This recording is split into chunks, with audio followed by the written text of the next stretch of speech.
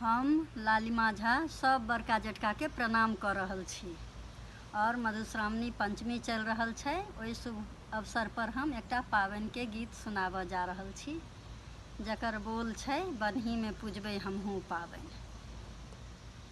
बनहि में पूजबै हमहूँ पावनि, यो लछुमन देओरा बनहि में पूजबै हमहूँ पावनि, यो लछुमन देओरा।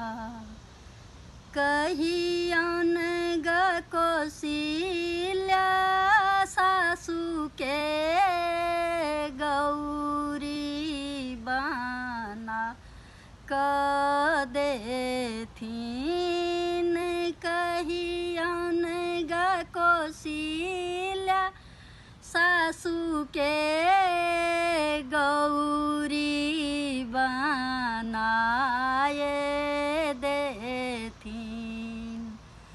बनहि में पूजब हमहूँ पावनि, यो लछुमन देओरा।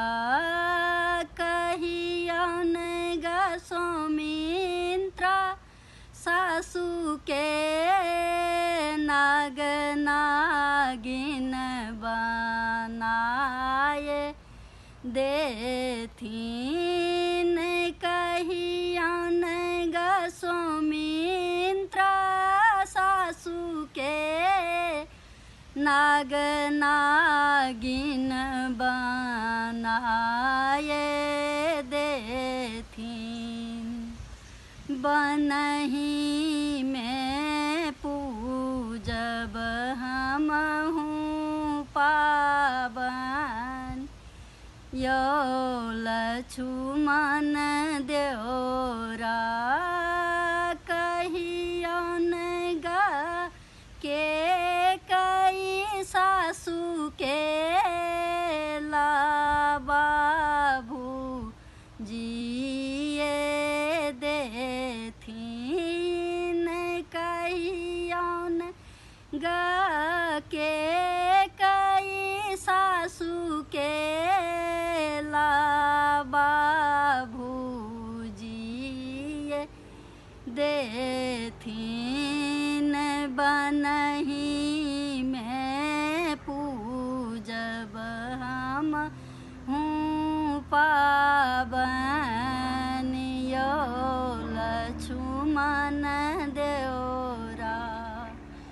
कहियौन ग दशरथ ससुर के भारो पठाए देथिन, कहियौन ग दशरथ ससुर के भारो पठाए देथिन।